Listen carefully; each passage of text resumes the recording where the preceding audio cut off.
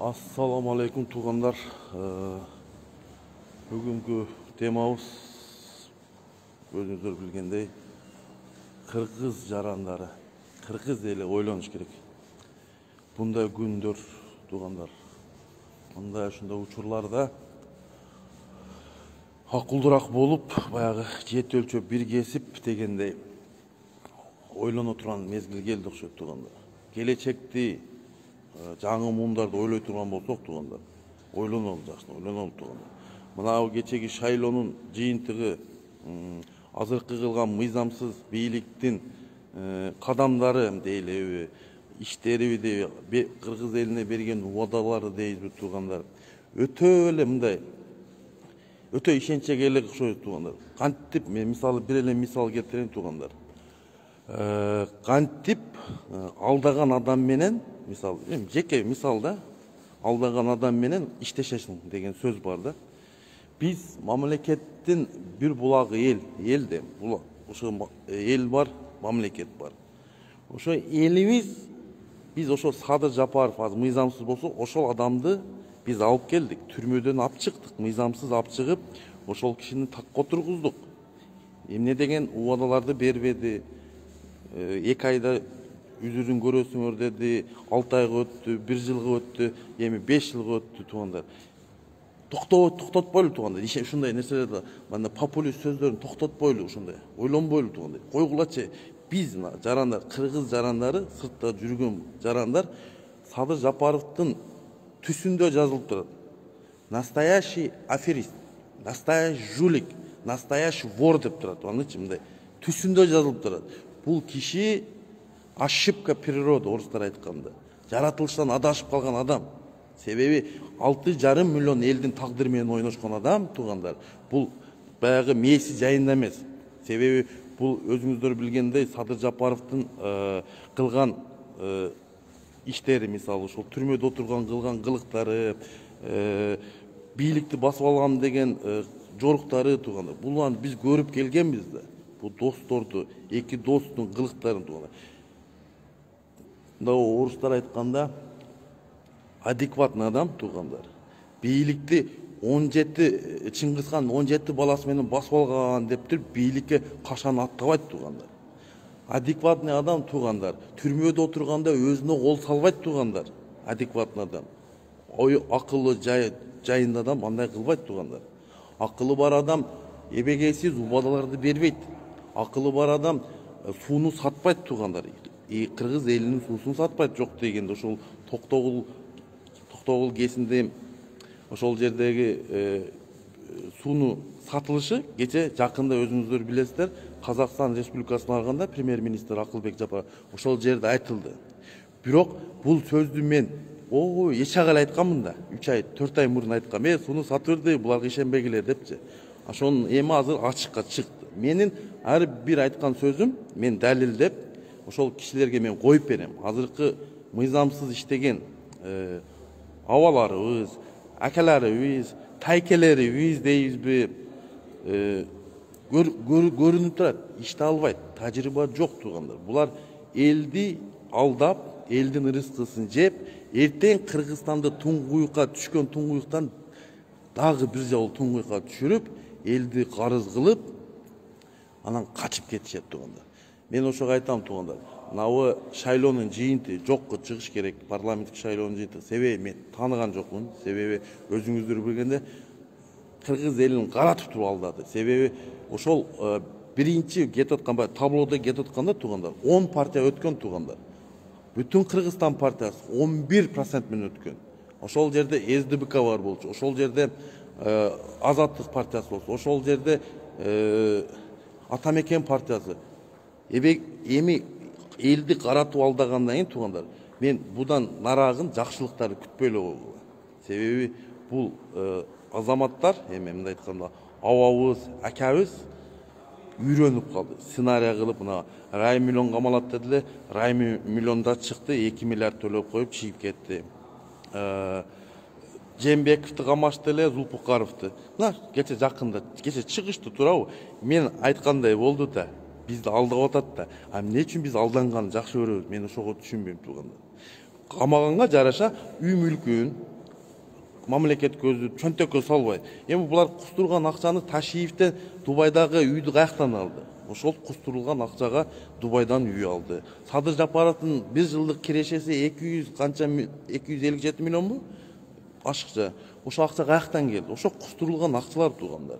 Биздин, сиздин кустурулган акчаларыбыз ал булар ошол акча менен дардайышып жүрөт туугандар. Эл эмне болот? Буларга кызыгы жок. Элдин жашоосу туугандар. 1 литр майдын, 5 литр май, растительный майдын баасы 900 сомго чыгыптыр. Бензин ГСМдин баасы туугандар 65 сомго чыгып тургандар. Бул жашоо кандай болот? Айлыктын манаясы, мисалы, 10 000 сом экен. Орто айлык манаясы. Кыргыз эли кантип жашап атат? Азык-түлүктү кантип сатып алат? Себеби биздин мамлекет башка мамлекеттерге салыштырмалуу бизде өтө эле көп жогорулап кеткен туугандар. Завышенный цена, орыстар айтканда завышенный цена туугандар. Мен ошол Кыргызстандын жарандары келечекти ойлой туруп, жаңы муундарга Кыргыз мамлекетин тапшырып кете турган болсоңуз, небереңизди ойлосоңуз, балдарыңызды ойлосоңуздар туугандар. Акылга кирели туугандар. Алданбайлы. Көрүп турабыз. Аферист экендигин, мошенниктигин көрүп туруп, биз ак менен караны айырмалай албай турабыз. Эмне үчүн Кыргызстан жарандары биз ошол эки акылсыз, акылдан тайкы кеткендерден биз ошолордон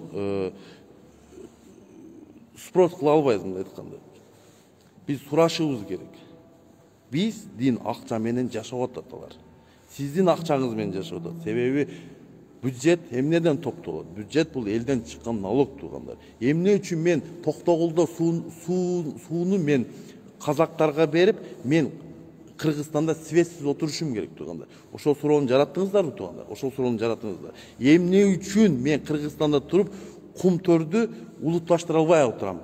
Эмне үчүн? Кыргыздын байлыгы, кыргыз элинин байлыгы деп айтылган. Бизде эмне кылып атат? Жетим тоону берип атат. Мына темир жол жакында берилет туугандар. Аэропорт сатылды. Мына туугандар. Жер үй кетти орустарга. Эмне кыргыз элинде эчтеке калган жок тууган. Сата турган нерсеси да калбады кыргыз элинчи. Ошон үчүн туугандар акылга кирели, шайлоонун жыйынтыкка жокко чыгарабыз. Мен буга күмөн санап калдым. Президенттик шайлоодо таза өткөн эмес. Президенттик шайлоодо Адахан Кимсанбаевич утуп чыккан туугандар. Мына аферист булар мына Шайлдыбекова, Ташиев болуп бурмалашкан туугандар.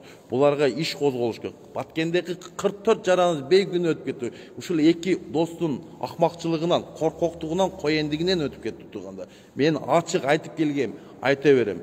Bir Аллахтан корккон адамын bir башка bir өлүм деп коет. Ким ар бир жараны өз милдет менен алып туугандар. Биз Садыр Жапаровду тааныбашыбыз керек, бул бийликти мыйзамсыз экенин таанышыбыз керек, шайлоону жокко чыгарышыбыз керек.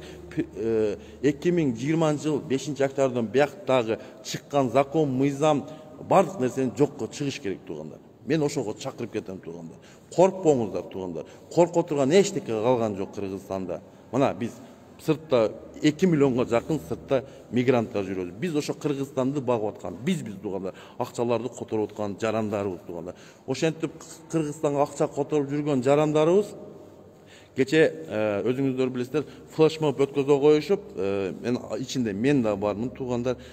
Ошол Садыр Жапаров менен Ташиевдин указы менен, приказы менен, саясий приказы менен ошол 14 жараныбыз депорт болду туугандар. Мен ачык айтайын бул нерсегечи. Кудайга шүгүр, мени депорт кылам деп аракет кылышты, кыйлалы. Бирок мен мыйзам чегинде, мыйзам эмне экен Россияны мен тастыктап, мыйзам чегинде булар бизди иштеке кыла албайт туугандар. Булар коркутушу мүмкүн, түрмөгө алып барып койгон. Түрмөңөн да коркпойм мен айтып койгон Садыр Жапаров, Ташиев. Ошол түрмө Кудай кааласа сиздерге насип этсин. Жакынкы арада туугандар. Себеби бу акмактар 6,5 миллион элдин ырыскысы менен, мындай айтканда, жашоосу менен ойношуп булар, мындай айткандачы. Элди туңгуйга түшүп, элди караңгы кылып койду туугандар. Ошолго психологически ким жооп берет? Канча деген жараныбыз азыр депрессияда жүрөт. Себеби депрессияда жүргөнүн себеби туугандар. Мына акмактардын алдамчылыгынан, бу акмактардын убадаларынан, аткарылбагандыгынан мына кыргыз эли сыртта азыр Кыргызстандан качып сыртта жүрүшөт. Бу акмактар бизнесмендерди налог салып, онусун кылып, бунусун кылып, биз Кыргызстан эли бир эки достун, тайкы достун мээси жок доска биз мындай айтканда моюн сунбашыбыз керек. Себеби булар биринчиден мыйзамсыз деп өзүңүздөр билесиздер. Ошол эле Садыр Жапаров психологический учетто турат. Баягы өзүн өзү кол салганда мойнуна өзүн өзүнө кол салбады беле. Ошол адам азыр мыйзамсыз президент.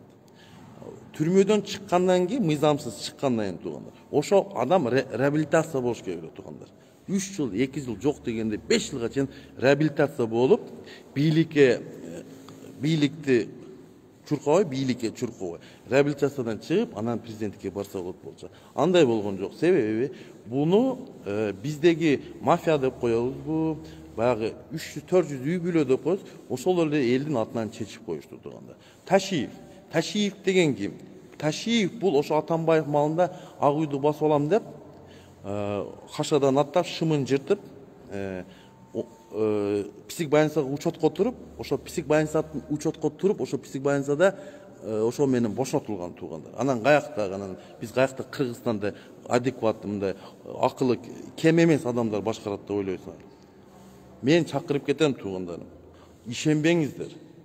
Биз 1 жылда ушинтип алдап келди, 5 жыл болсо деле ушинтип алдайт. Ошон үчүн биз убакытты кетирбеш керек. Шайлоонун жыйынтыгын жокко чыгарып туруп, башынан шайлоо кылып туруп, Садыр Жапаровду тааныбай президенттик шайлоону өткөзүшүбүз керек туугандар.